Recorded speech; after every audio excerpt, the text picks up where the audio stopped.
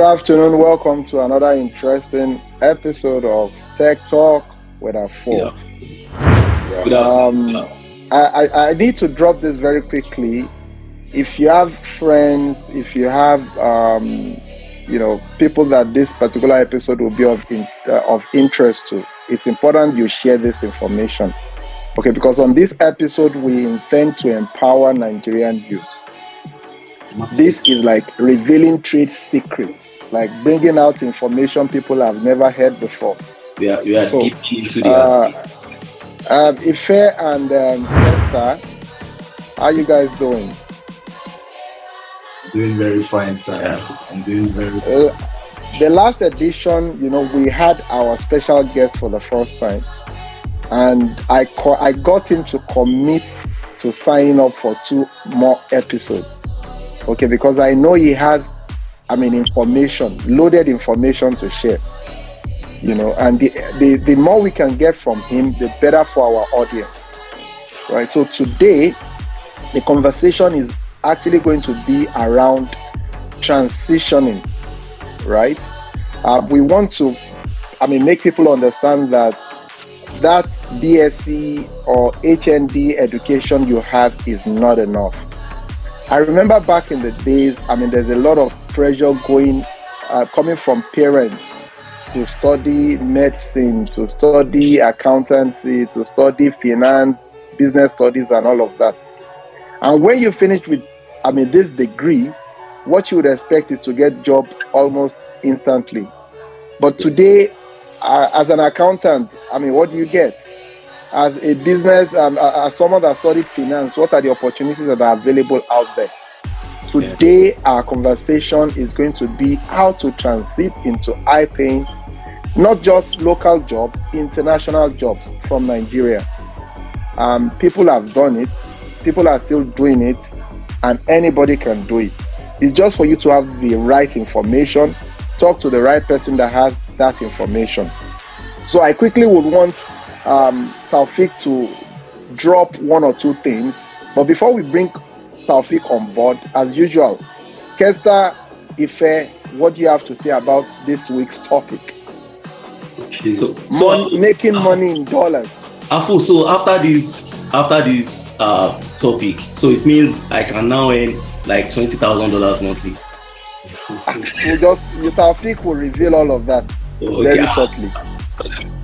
So Kester, before today, I've really been anticipating this particular episode because I felt like, okay, so this means, just like what you just said, this means me myself will be in a position where I can, start earning by doing jobs from international companies and earning in dollars, right? Yes. So it's a plus for me. So I'm here, yes, I'm a co-host here, but then I'm also here to I'm here to exactly.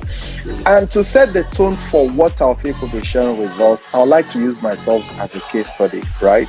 And I want it to resonate with our audience, right? If someone listening today that also happens to have gone through what Afo went through. I studied town and regional planning, for example, graduated with HND in town and regional planning. But trust me, it was very obvious to me that certificate was not enough. That BSc education was not enough. And I realized very quickly that the future I'm looking at is a future of technology. Telecoms was the first interest to me, right? I saw the opportunity in telecoms, I jumped into it.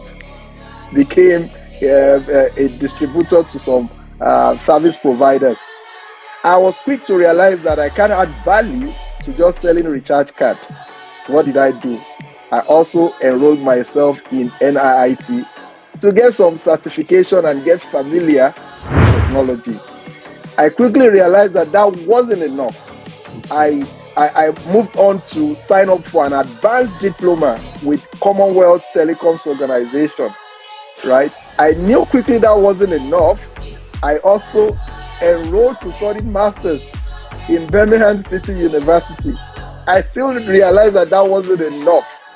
My point here is Um, our youth, our graduates must understand that what you've gone to school to learn is just a foundation, right? What eventually will make money for you later on in life is going to be those skills you would acquire, the opportunities that would, that the world would throw at you, and you must embrace it.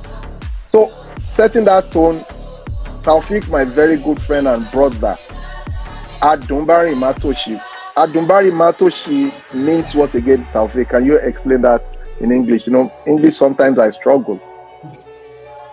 Yeah, there is a proverb also that said that he who speaks English in his in-laws' house will be the one to translate it. So you're on your own. Okay, Adumbari Matoshi is, someone you associate yourself with, and is always particular about your progress, right? He's throwing opportunities at you, looking out for you, and this is what Taufik has always been about. I still said that I'm still going to use myself as an example of, the lives Taufik has changed. I'm going to use that as an example. It's going to be a dedicated episode to talk about it, right? So that's who Taufik is. So Taufik, you have the floor. Thank you very much, Afo. Pesta Ife, for having me again and hounding me to be here for another 2 episodes. It's a pleasure. The sacrifices we make to make the society a better place is also very fulfilling. Thank you very much for the opportunity to add value. I'll start by saying that the more you learn, the more you know you don't know. And the more you learn, the more you earn. So knowledge is actually a very powerful tool. The skill is most important. Okay. The difference between some educational systems and the other is that some are more skill driven while the other ones are just knowledge driven. So we're coming from an environment, most of us are coming from an environment like to lay the foundation aptly. We were indoctrinated into thinking that once you have a degree in accountancy, in urban and regional planning, the world is waiting for you. But reality is different. Okay, the world is changing at a very rapidly unimaginable speed, that the only thing that matters is skills. Jobs are becoming very obsolete because you have enterprise software that does most of the operational things that we've been taught or we know in school. We have a certificate which most people are not even skilled at. Okay, the difference between the educational system in US, for example, where you are very familiar with from grade school to high school, kids learn how to present, they know how to do project work and all of that.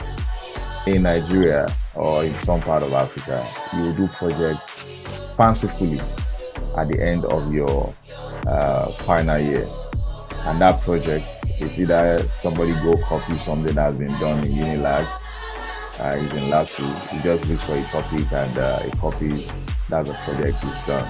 And where do those projects end up? In the dustbin.